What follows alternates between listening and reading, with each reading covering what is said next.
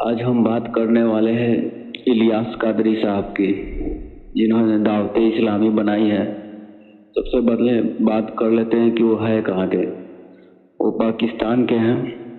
انہوں نے فرقہ یہ بنایا ہے دعوت اسلامی۔ ان کا کچھ نام ہے، جیسا کہ ایک پہلا نام اطاڑی ہے، اس کے بعد بپا جی الیاس قادری، اور بھی دیگر سے نام ہے، اور ایک ان کا نام یہ سرمائی پڑی بھی ہے۔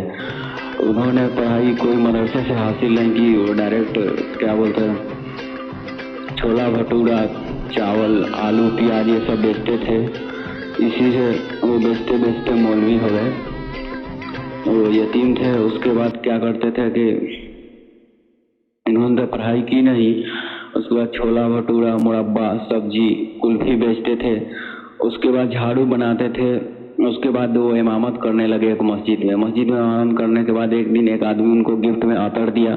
اس کے بعد وہ عطر کو چھوٹے شیشے میں بھر کے بیچنے لگے، اور اس طرح وہ اپنا زندگی گزر بسر کر رہے تھے۔ تبھی اچانک وہ جماعت اسلامی میں داخل ہو گئے۔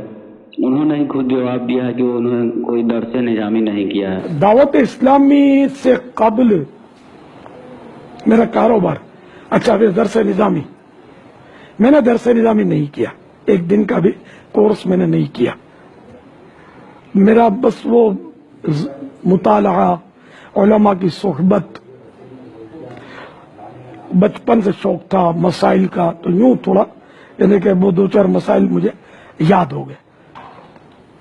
رہا یہ کہ دعوت اسلامی سے پہلے میری جاب تو نہیں، میرا کاروبار، میں بچپن سے چونکہ یتیم تھا، ہم لوگ غریب تھے، تو میں نے آدھے دن کی 4 آنے میں نوکری کی ہے چونی میں۔ چونی بھی اب پتہ نہیں سمجھتے، 1 روپے کا چوتھا حصہ، 1/4 روپی آدھے دن۔ پورا دن جیسے چھٹی ہے، پورے دن کی اگر نوکری کی، یہ آلو پیاز کی اور جو ٹھیے ہوتے ہیں سبزیوں کے، ان پر تو 8 آنے پورے دن کے، یعنی آدھا روپیہ۔ اس طرح پھر میں کچھ نہ کچھ وہ چیزیں بیچتا تھا، آلو، چھولے، مربے، سبزی بیچی ہے میں نے، اور کلفیاں بیچی ہیں، کئی یہ بچوں والے کاروبار میں نے کیے ہیں۔ پھر وہ جھاڑو بناتا تھا میں، تو اس طرح پھر عطر کا کاروبار۔ تو یوں شروع ہوا کہ میں نے غوث پاک کی ایک منقبت لکھی، سلام سلطان اولیاء کو ہمارا سلام ہو، اور اس کا خوبصورت ٹکڑا بنوایا، اور ٹکڑے میں نے یہ کچھ باتیں ٹکڑے، تو ایک نوجوان آیا میرے پاس، اس نے کہا یہ ٹکڑے پر ایڈریس لکھا تھا نور مسجد پر، میں نور مسجد میں امامت کرتا تھا، تو اس نے مجھے اتنی بڑی بوتل عطر کی تحفے میں دی۔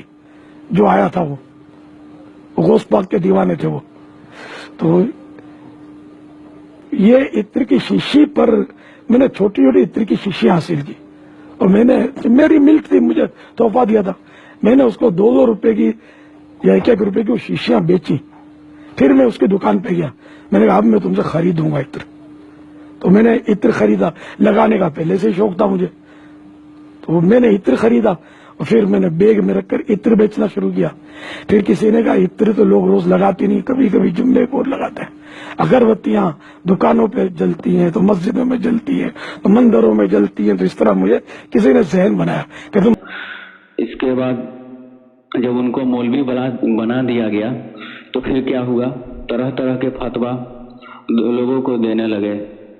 ہاں، ایک طرف اور آپ کو لے جانا چاہوں گا، جیسے اب جب وہ دعوت اسلامی بنا لیے تو طرح طرح کے پروڈکٹ لانچ کر دیے، جیسے ان کا ایک پروڈکٹ ہے مدنی پھول، مدنی محفل، مدنی گلدستہ، مدنی منع، مدنی بلی، یہ سب مدنی لگا کر لوگوں کو ٹھگتے رہتے ہیں۔ بات کریں گے اپنے امام اور اعلیٰ حضرت کی بات کریں گے، اور مدینے والے کی بات نہیں کریں گے، اور جب ٹائٹل لگانا ہوا تو مدنی ٹائٹل لگا لیں گے، عاشق رسول لگا لیں گے، اور جب حدیث پر عمل کرنے کی بات آ گئی تو وہ ہے کہ 4 امام چاروں برحق، ہم اپنا امام کا پکڑ رہے ہیں عقیدہ۔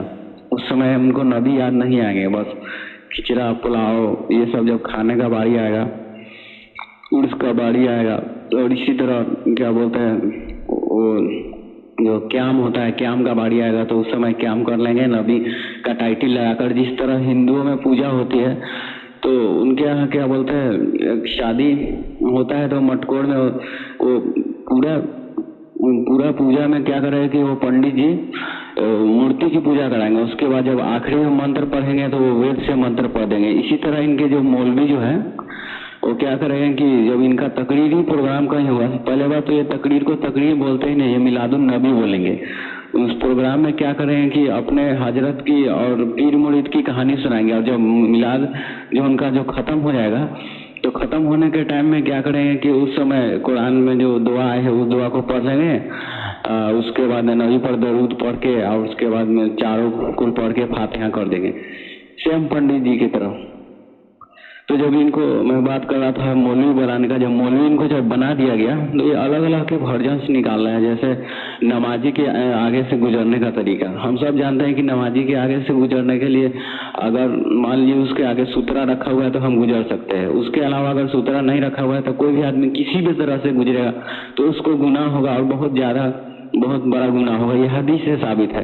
اب یہ کیا کرتے ہیں، یہ مسئلہ دیتے ہیں کہ ایک نمازی کے آگے سے گزرنا ہے تو دوسرے آدمی کو کھڑا کر دو، اس کے بعد اسے 100 آدمی نکل سکتا ہے.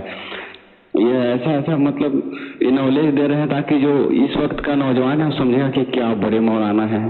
دوسرے مولانا نے تو یہ بتایا نہیں، اب یہ بتا رہے ہیں تو یہ کتنے پڑھے لکھے مولانا ہوں گے. اور اسی طرح لوگوں کو یہ گمراہ کرتے رہتے ہیں. اس کے بعد قرآن پڑھنے کا بات آیا تو ہے کہ ارے یار یہ کیسے ہو سکتا ہے، کسی کا ترجمہ پڑھ لیں گے، کسی کا ترجمہ کیسے پڑھ سکتے ہیں، گمراہ ہو جائے گا. ہاتھ دھو بیٹھے ہوئے ایمان سے پتہ بھی نہیں چلے گا کب ہاتھ دھویا.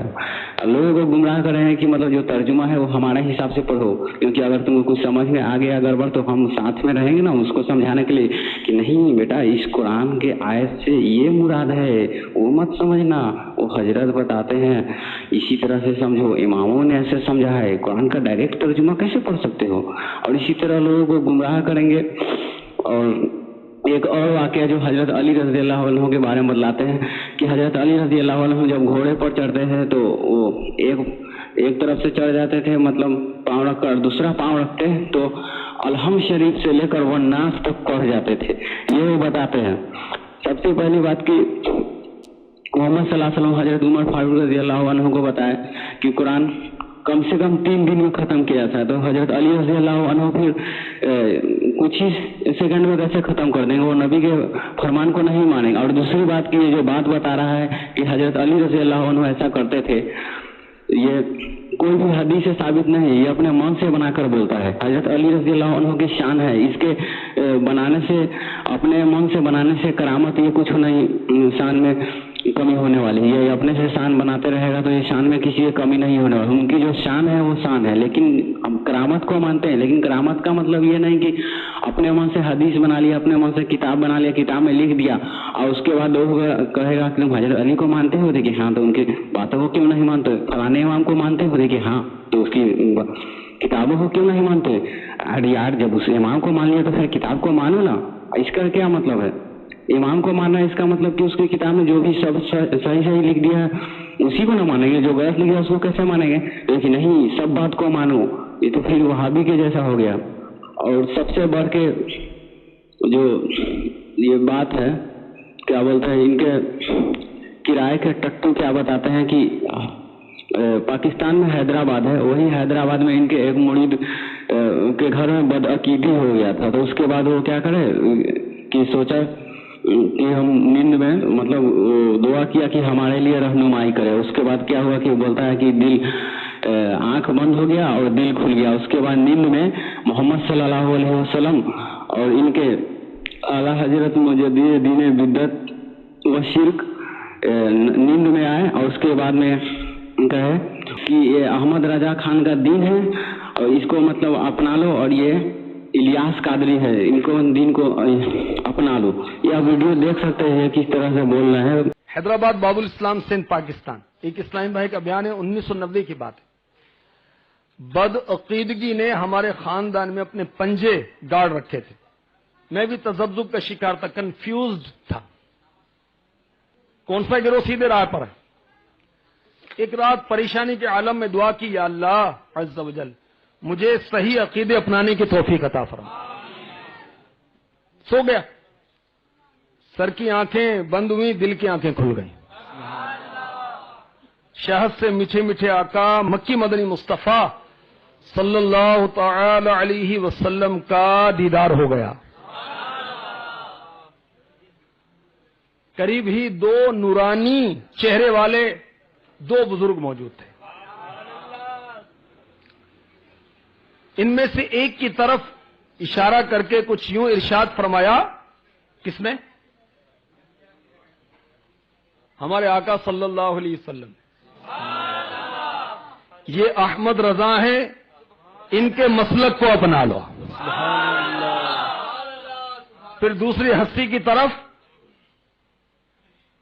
कुछ इस तरह फरमाया, ये इलियास कादरी हैं, इनसे मुरीद हो जाओ। अल्लाह अल्लाह अल्लाह अल्लाह।